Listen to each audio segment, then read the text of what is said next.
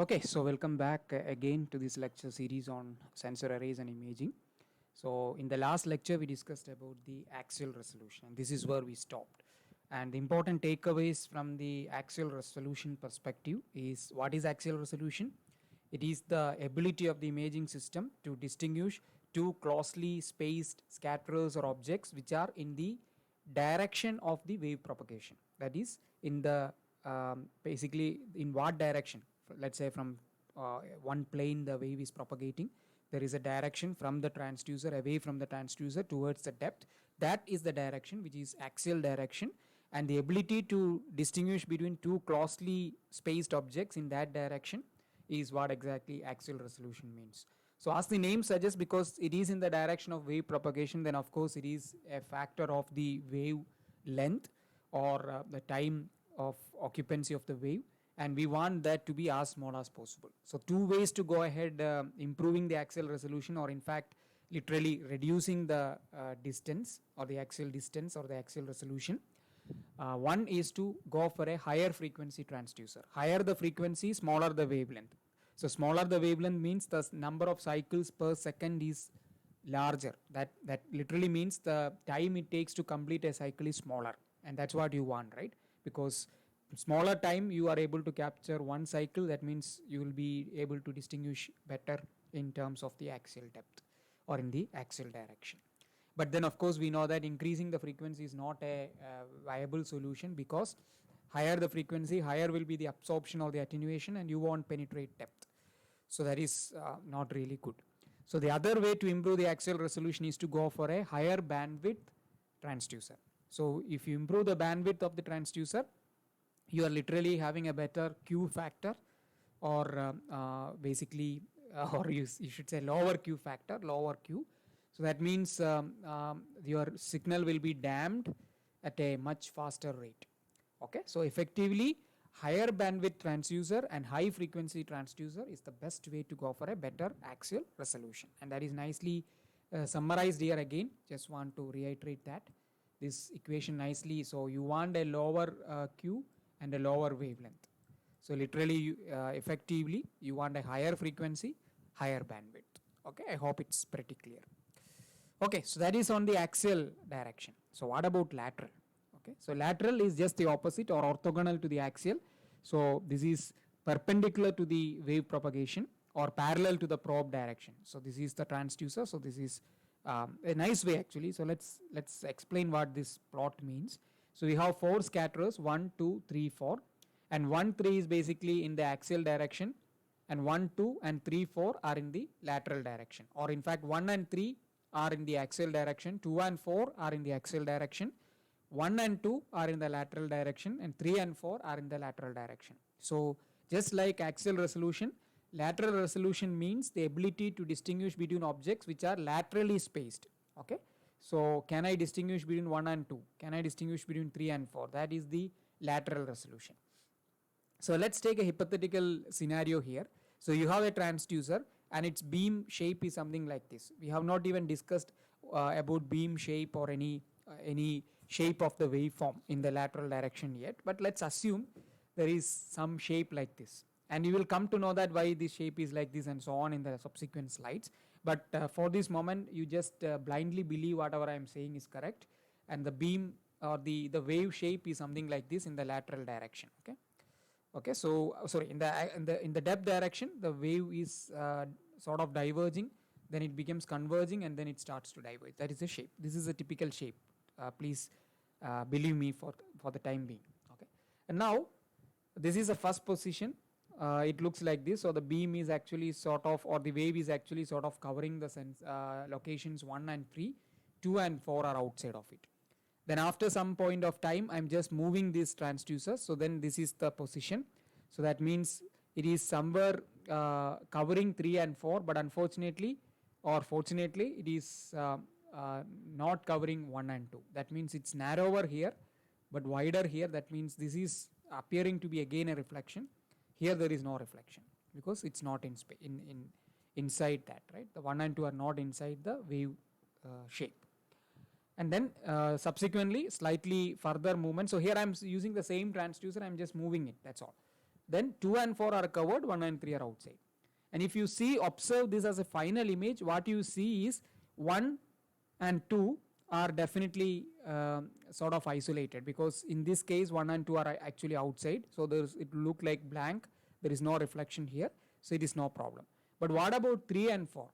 3 is having a reflection, in this case also it is having a reflection, in this case also it is having a reflection, so it looks like a continuous shape here, continuous reflection there.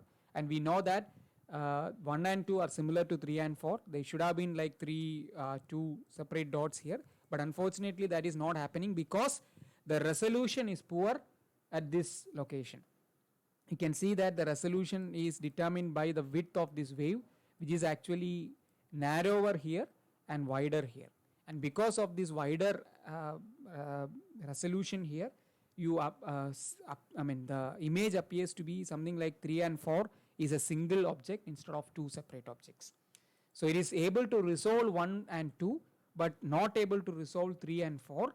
That is, the reason is the width of the wave or the beam is narrower in the space at 1 and 2, whereas it is wider in 3 and 4. So you already know now what is the required characteristics to have a better lateral resolution. The beam width should be narrower. Okay. So earlier we saw that the time extent, right? The time extent should be narrower, but here the beam, the lateral extent of the wave should be narrower. That is the objective. So now let's treat it more mathematically and arrive at how to make it, because when we say axial resolution has to be better, you know that the frequency of the transducer should be better, the bandwidth of the transducer should be wider. That's how you can improve the axial resolution. Now similarly, let's treat lateral resolution and come up with a measure, and given the transducer you can say, okay, my lateral resolution is this. Okay, let's go towards that. So the takeaway from this slide, lateral resolution depends on the wave width or the beam width. Okay, so we call that as beam width because it is the other direction, not the wave propagation direction, but the other direction.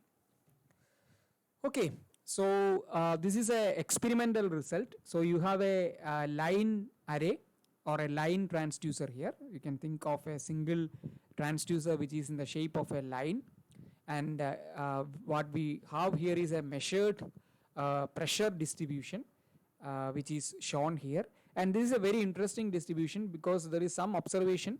This region which is very close to the transducer appears to be very disturbed. There is a lot of local nulls here. There is no intensity, no pressure in these regions. You can see there is no pressure at all in these regions and even these regions. At the same time, there is high pressures at these regions. So there is a very, very sort of lot of disturbing pattern near to the transducer. But on the other hand, far from the transducer, we have a solid sort of equal distribution of pressure or intensity. So this is a very interesting characteristic, and we will come to know why it is behaving like this. This is something which widely in the optics, widely people call it as the diffraction pattern.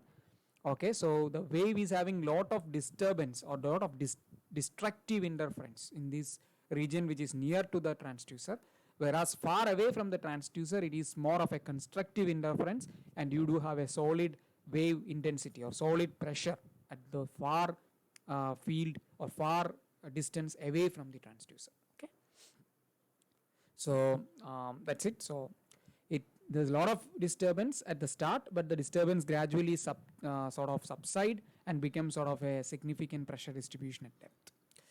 Okay, so let's study that in detail. Okay, so the interesting concept, this is very, very, very interesting. Let me just use a diagram to illustrate that. So let's say some irregular shape of transducer. So this is something which you can universally think, right? Generally we have a very regularly shaped transducer. It may be circular in shape, cylindrical in shape, or square in shape, or rectangle in shape, whatever, some regular shape. But let's, for the sake of generality of discussion, let it be some irregular shape. Now this particular transducer is definitely made up of a material, and if you use a microscope, you will see that there is a lot of material which constitute the building of this surface. So you can think of that this as a superposition of thousands or millions of sources which make this transducer. So we apply the voltage, let's assume this is a piezoelectric source. So we apply the voltage onto this, it will start to vibrate. Now on a holistic picture, we think that there is one surface vibrating. But as I said, the surface is made up of millions of smaller particles, and all these particles will individually vibrate. So what is going to happen is, in the near distance, these individual particles will appear as individual particles. They will create individual waveforms, and they will constructively and destructively add. And we know that in the near space, the divergence or the spread of the wave is also less. So they will interact more frequently, and then that is the reason why you generally see lot of disturbance at the start. And just like the figure that we saw in the previous slide, it looks like lot of you can see it pictorially here. So if you see here, this is a one solid transducer, maybe circular in shape. Okay, so this is circle in shape, and we are seeing from this point. That is why this point. That is why it looks like one rectangle here. Near to the field, you see, you can treat this. There's a source here. There's another source here. There's another source here. So this entire surface will behave like multiple sources, particularly near to the field, and each one will vibrate in its own way, and they will start to interact, and you will see that disturbance that you saw in the previous slide. Okay, so this principle is very popular. It is known as the Huygens principle. So you can see over here. So this we studied sometime in physics. So it assumes that the source or the transducer, even though it appears to be a single source, could be considered as a collection of point sources. Okay, so and each of these point sources, when applied by that voltage, will start to behave randomly. It will start to propagate a waveform, and these waveforms will interact, and they will create these patterns at the start. Okay, so let's assume that all these sources are point sources, so they are isotropic also. That means they can radiate in all directions. In that case, a spherical wavefront will evolve from each of these point sources, and they destructively and constructively interact with each other and creates lot of disturbance at the start.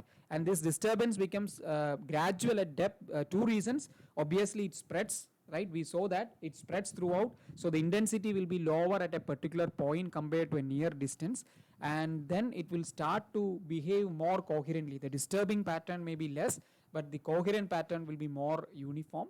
And the general trend, the behavior of the beam is something like this. It diverges a lot at the start, then there will be something which is actually converging, and then again it starts to diverge. But the field will be more constructive at depth which is far away. We call it as far field, and the depth which is near to the transducer, we call it as near field, will be more diverging, or more destructive interference will be there. Okay, so this is an example where 2 point sources, if they interact, it looks like this. There's a lot of interference possibilities, and depending on the phase, whether it's in phase or out of phase, just like we discussed some time back, they do have constructive and destructive interference, and that interaction will be much more in the near field compared to far field. That's a takeaway from this slide. So very important.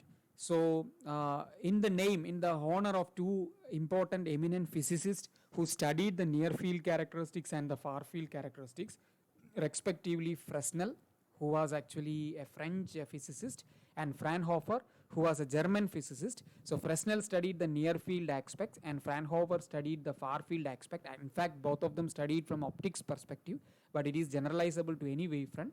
And in respective honor for both these scientists, we call the near field typically as Fresnel zone, and far field typically as far field zone. Okay, so if you come across the usage of the term Fresnel zone, immediately think that it is a field, it is a region which is closer to the transducer. And if you come across the term Fraunhofer zone, the literal meaning of it is a zone, a region, a depth which is far away from the transducer. And what is this far? What is that measure? What is the meaning? How much? When will this far field start? When will this Fraunhofer zone starts? We do have a mathematical expression for that. Given the size and shape of the transducer, we will be able to derive that. So those are the discussions which are coming up in the subsequent slides. So hope this is motivating to you. Very interesting concept. So when you are closer to the transducer, you behave like each and every point on the surface of the transducer is going to affect you. But when you are far away from the transducer, it appears to be like the entire transducer is like a point source. So because it's like you are viewing a thing from a very far point, then you appear that to be very like a point. right? It appears to be like a point in space. But when you come closer to that, you realize that each and every point on the surface will act as a point to you. So that is the thing. Okay. So let's have a more thorough mathematical analysis on this. And for that, I'm going to introduce to you a very generic diagram here. Don't get lost. It's very easy. We will slowly understand what is this. Okay, so the concept is something like this. So we do have a very irregular source, a very irregular transducer. Okay, so no uniform surface for the generic discussion. Okay, and it is actually having an origin here 0 0 0. So we do have an x-axis, we do have a y-axis, and we do have an z-axis like this. So let me just use the brighter pointer. So this is the z direction. So that is the direction of wave propagation which we are interested in. And then the transducer surface is representing the x. So transducer itself is on the xy plane. That is the meaning of it. So you have the x direction here, you have the y direction here, and you have the z direction which is going like this. Okay, I hope it's clear. Okay, so now this particular transducer is built up of so many small sources, and we are marking one of the source by the name ds. That d means a small source, right? Out of the entire surface we have a small location which is sort of unit area, we can say, occupying very minimal area, and that is ds. Okay, and this ds source, we can call it as point source, is located at a distance of rho from the center. So we can even safely call some radial distance from the center, which is rho, and at an angle theta with respect to x-axis. Okay, so we already know that x to y is 90 degrees, so this is 90 minus theta. So just to make, the point source is at a distance, radial distance of rho and an angle theta from the origin of the, or the center of the transducer. So the origin here itself is the center of this entire surface. That's the assumption.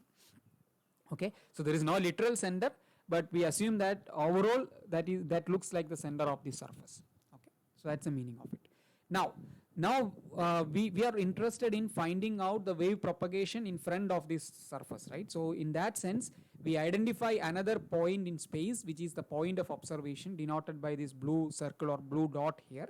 And this blue dot is actually on its own x and y axis. For this can be the same x and y axis as the source, but for generality, let's make another x and y axis here, x1 and y1, for the sake of explanation.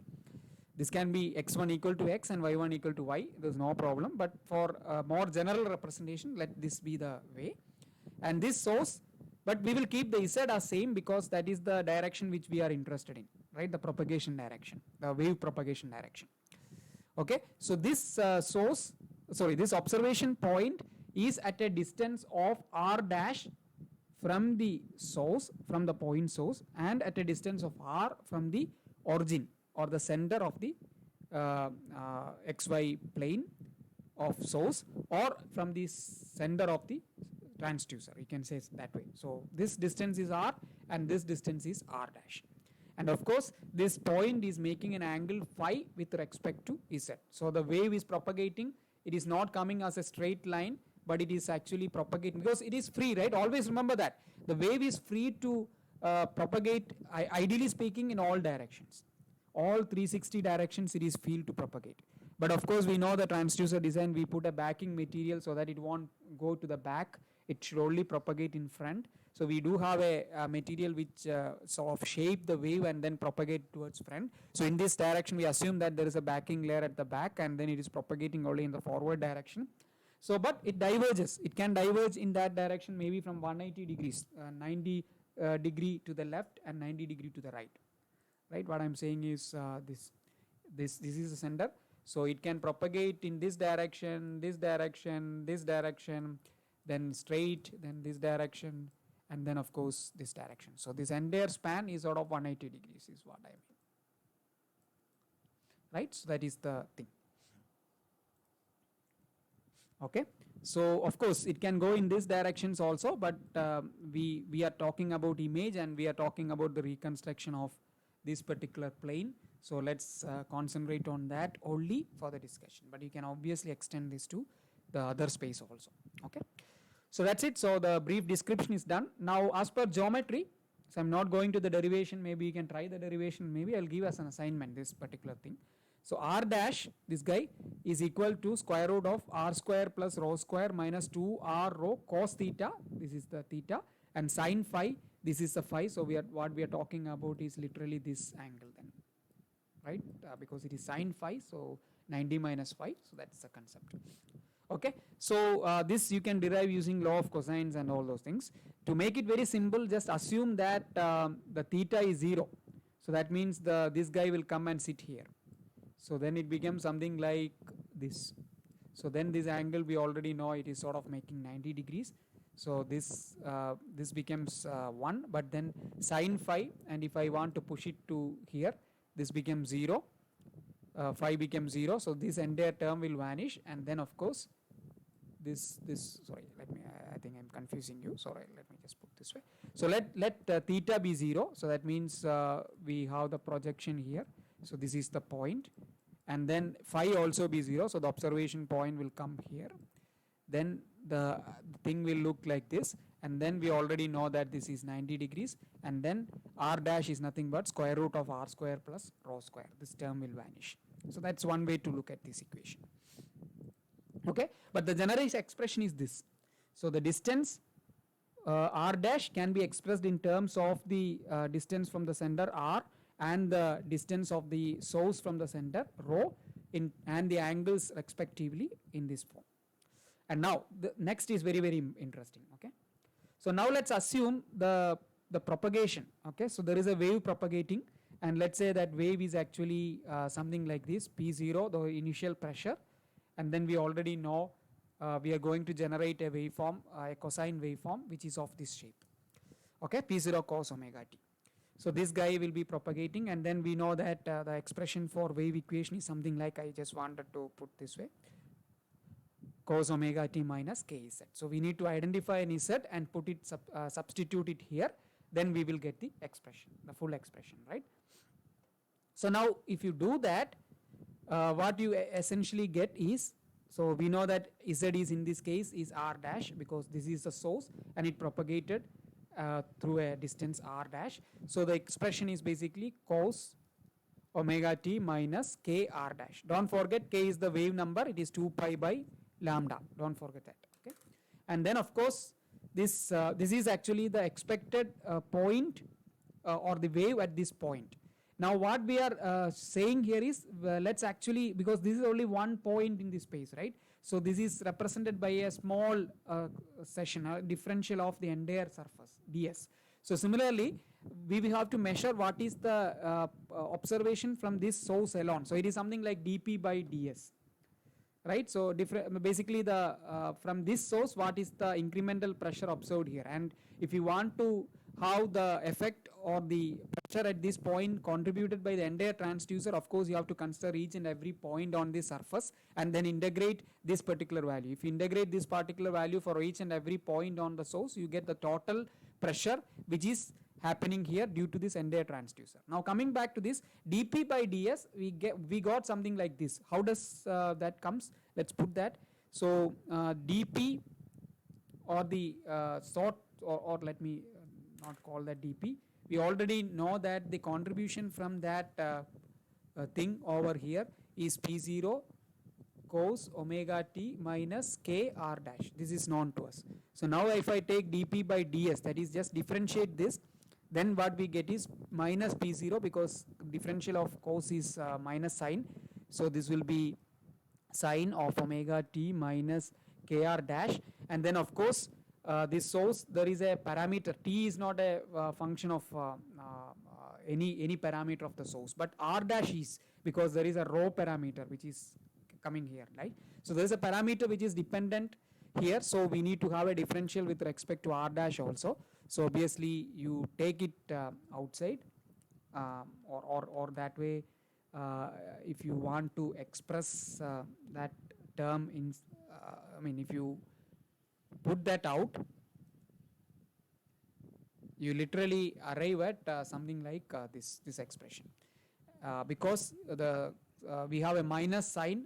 So to avoid that, and I want to put it in cos, we put it as omega t minus kr dash plus pi by 2, so that effectively you can represent this as minus sine omega t minus kr dash, that is this term. And then this is differentiated, so we need to have a factor which is actually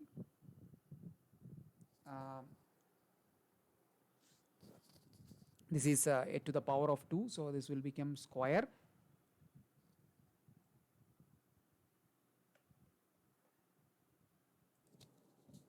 Okay, so basically just I think maybe I'm confusing you too much.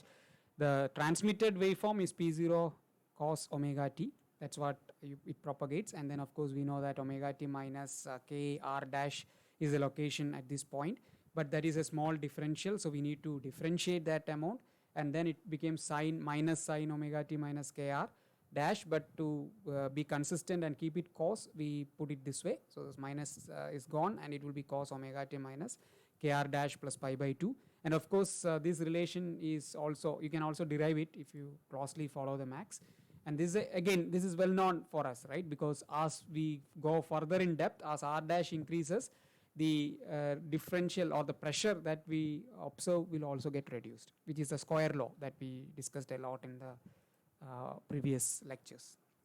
Okay, so moving ahead, so the total pressure, then this is the pressure created at this point by this source alone, but if I want to find the total pressure, I have to consider, I have to vary the rho and theta, right, vary the rho and theta to cover all the point sources on this surface and then integrate them together. That's what the meaning of it is. P0 is constant, the initial pressure applied, so you can take it outside.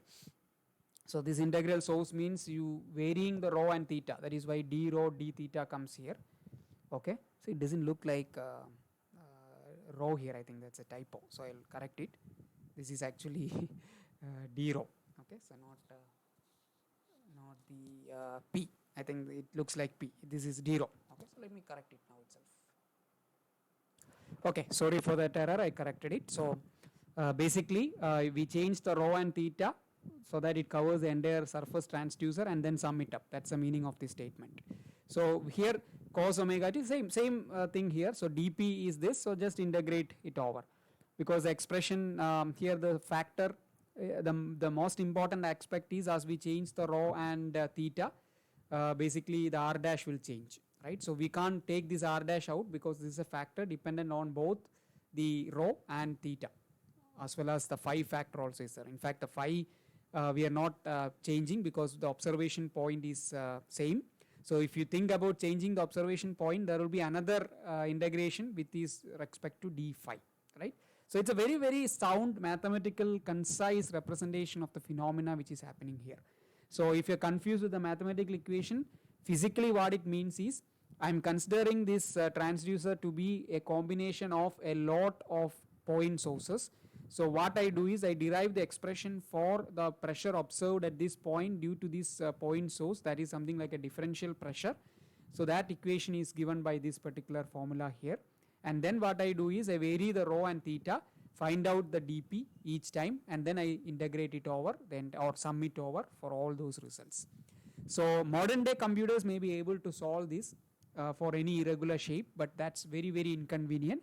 So what we do is, and also we know that all our transducers are not having an irregular shape like this, but we definitely have a regular shape, something like a square or a circle. So let's start with the circle, and for easy understanding, the same curve, there is no difference, the same picture, there is no difference, but I'm going to use a circular transducer instead.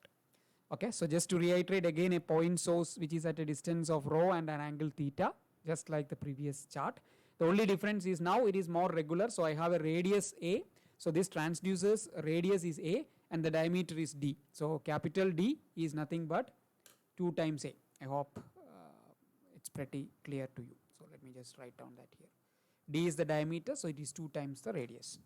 And then of course the same thing, r, it is this point of observation. Now, yeah, I think I didn't draw that. So this is now exactly lying. So earlier in the previous chart, there was a phi here, but now this phi is 0. So it is almost lying on the z axis. So the point of observation is now lying on the z axis. So one variable of uncertainty phi is removed. So for simplicity, and then of course r dash is same, and now this distance, let's assume it is instead of r, it is z. So basically your phi in this case compared to the previous case, phi is equal to 0. Of course, it became circular. That's important with these parameters. Phi is equal to 0 and then r is z now. So that's a major difference because that's same, exactly same. Okay, so again assuming the same wave propagation p0 cos omega t, the total, now let's go straight away because no need to find dp by ds and all these things. Here it is correct, that's interesting. Okay, so this expression says for each and every this point what is the contribution from this particular thing, entire transducers, you need to vary the radius, rho basically is varied from 0 to a, that's what this suggests. So this is with respect to rho, and then of course the angle theta is of course going from 0 to 2 pi, and that is with respect to this. Okay, so this is the expression, the full expression. I hope it's crystal clear, there is no confusion here, and it's quite straightforward. Okay, let me just go back to this a bit. Yeah.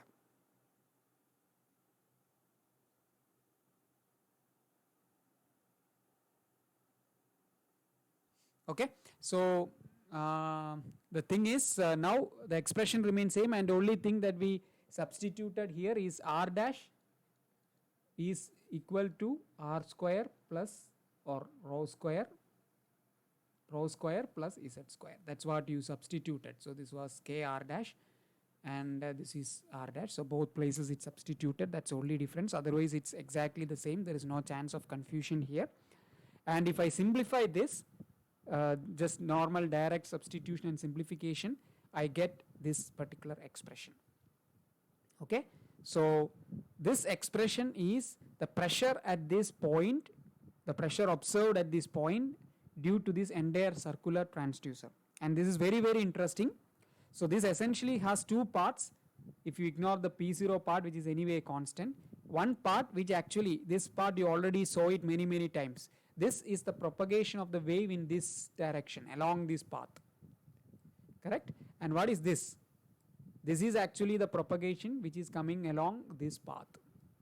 Wow, that is very, very interesting. So this is contributed by the center of the transducer, and this is contributed by the edge of the transducer or the extreme surface, this surface of the transducer, this extreme surface of the transducer. Wow, that is a very, very interesting finding. That is why sometimes we have to love maths, right? Because this would not have been possible for us to understand. So the key point here is the pressure observed at any distance r dash, which is nothing but square root of z square plus a square, is the contribution from the center and the surface of the transducer. It's a very, very important point. Please remember that for a circular transducer, the pressure observed at any point is the sum of the waves contributed from the center of the transducer and the surface of the transducer. And now you can think of, if they are exactly in phase, then this is constructive or destructive. This is destructive interference because there is subtraction here. Now imagine they are out of phase. If they are out of phase, let's say pi, if they are phase shifted by this guy and this guy is phase shifted by 180 degrees, then this became a constructive interference. So now I hope you understand the reason why in the near field you see a lot of destructive and constructive interference. The reason is exactly this, because the r dash is not that high compared to a, so there is this factor a square plus z square which is significant, but moment the value, the r dash or the depth z, this z guy goes very high compared to a, then we can safely ignore and it became sort of kz, and then this sort of equation reduces to a much simpler equation, and this constructive interference or the destructive interference factor will not be a big factor. Okay, so but till this point it's very important. So literally don't forget the intuition which comes out of this beautiful Max equation. It says that the pressure is a contribution of waves coming from the center and from the surface of the transducer. Now let's try to plot this, because that's the next important thing as an engineer you should do. You take the mathematical expression, that's the expression, and then you plot it. Okay, so these are the plots. So what I'm going, if you observe this equation, the variable is actually one variable that you can change is the radius of the transducer. And I want to see how the behavior of the pattern at the same distance z or over several distances. Here I am showing distance being varied from 0 to 100 centimeter. So the z is varied from 0 to 100 centimeter, and for the various distances for a particular a, how does the pattern look like? And to create this pattern, these are the specifications that I used. So this is of course simulated in MATLAB. So MATLAB is a discrete environment. So a time which is in sort of infinite resolution or very small resolution is not possible. So we have to create a time vector. This part shows the creation of the time vector with some sampling rate of 50 megahertz. So ignore it if you don't understand it, don't worry. Some speed is assumed. We obviously have to assume a speed of sound. So here I am assuming the speed of sound in centimeter inside water. So you can change it and do accordingly. So here I am considering all these plots are assuming that the medium is water. Okay. And then of course the depth is considered. So here I am considering depth of 100 centimeter and same dimension as the time vector. That's why I created a line space with the same, so 0 to 100 centimeter with the number of samples, number of divisions is same as the time. Okay, and then assume some center frequency for the transducer. So in this case I'm assuming it to be 2.25 megahertz, which you can see over here. Okay, so this is the sampling frequency. And then of course lambda is nothing but c by f0 calculated. Then a is radius is assumed. So here it is 0.5, here it is 2, here it is 5. So 3 radiuses. Here I'm just putting some value. You can play with it. You can put any number and see the difference. And then the k value here is nothing but 2 pi by lambda. That's created. So now come back to this. So you have for radius 0.5 it is looking like this, for radius 2 centimeter it is looking like this, and for radius 5 centimeter it is looking like this. So what is the takeaway? So for lower radius of 0.5 centimeter, your near field or the disturbance zone is very less. It is something like this. After that it settles down. So this is your near field and this is your far field.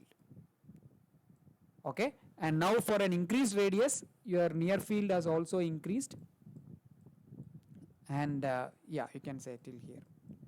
So this is your near field and this is your far field. And for 5 centimeter, the near field occupies the entire 100 centimeters. So if I increase Z to maybe go beyond, you can be able to see the near field for that. Wow, this is something interesting. So if I change the radius of the circular transducer, I can change the near field. I can change the depth of the near field. That's the takeaway from this chart. Very, very important point. So let's move forward. So we know that the far field is starting somewhere here. This is a far field. In this case, this is the far field, that is a settled region. In this case, there is no far field. So what is that official definition of far field according to all the engineering people? So the official definition is something like this. You wait for the things to settle down. Okay, so for example here there is a lot of disturbance in this region and then it settles down, and you pick up the place where in the stable region the maximum occurs. So in this case this is that point, and from that point everything is the far field. So that is the official definition. So in this case this is that point and this is the far field. In the case of 5 centimeter it has not even achieved it, so we may have to plot it for further depth and see whether it achieves that far field and then measure that distance. So this point where the maxima occurs, so you have all the disturbance covered, and wherever the maxima occurs, that point onwards is the far field. So if you go back and see this equation, for the maxima to occur, we have to have this term and this term exactly out of phase to each other, so that the minus term is there. So minus minus will become plus and they add in constructive and the local maxima occurs. So how to derive is very, very simple. You take this, so omega t is same in both the cases, so ignore it.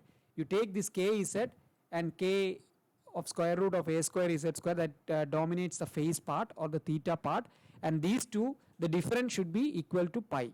So if I do that, so let me ignore it. So at some distance zr, that's the meaning of it. So z is something which is ranging from 0 to 100 here. You put some distance z, I am going to derive that, I am going to find that where I can find this start of far field or end of near field. You can treat whatever way you want to.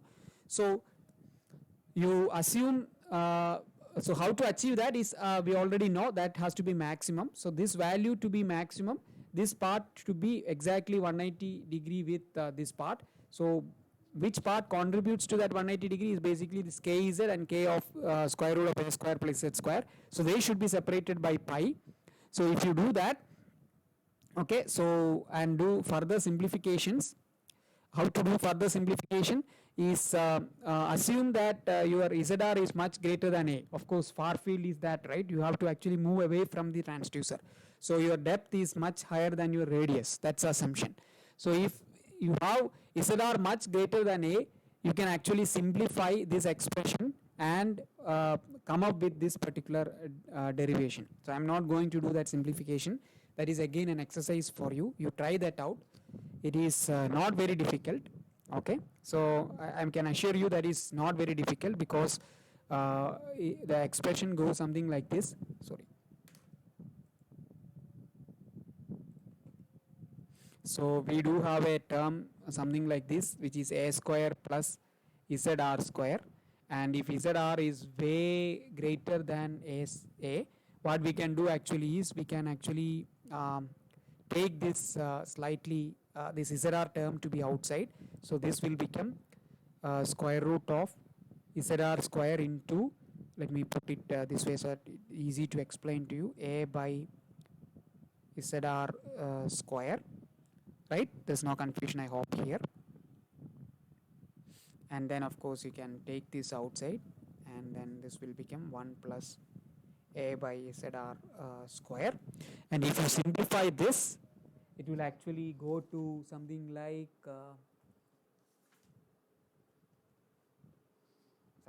this.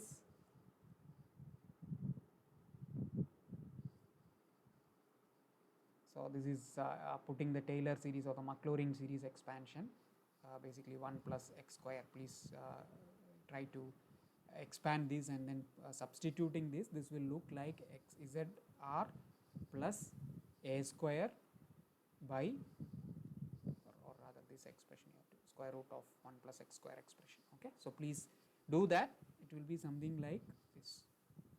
It will simplify to zr plus, so I should not say exactly equal, but simplifies this, guys, because there is an assumption that this is way greater than a. That's why you are able to do it, right? So this will become something like zr plus a square by 2 zr. It's not very difficult to come to this conclusion. Okay, so this entire thing will become this particular thing. If you substitute k into this guy here and then do all this rearrangement, you end up in this particular thing, a square by lambda. This is a very, very critical equation. And then of course a is nothing but d by 2, diameter by 2. If you substitute that, this is the expression. So please remember this: the start of the far field or the end of the near field is governed by d square. D is the diameter of your transducer by 4 lambda. Lambda is your wavelength. Okay, so there is again some dependence on the frequency, because lambda is dependent on the frequency of the transducer, but major dependence on the size of the transducer. It's very, very, very, very important. Okay, so going back again, so with some example, because it gives a different feel to it.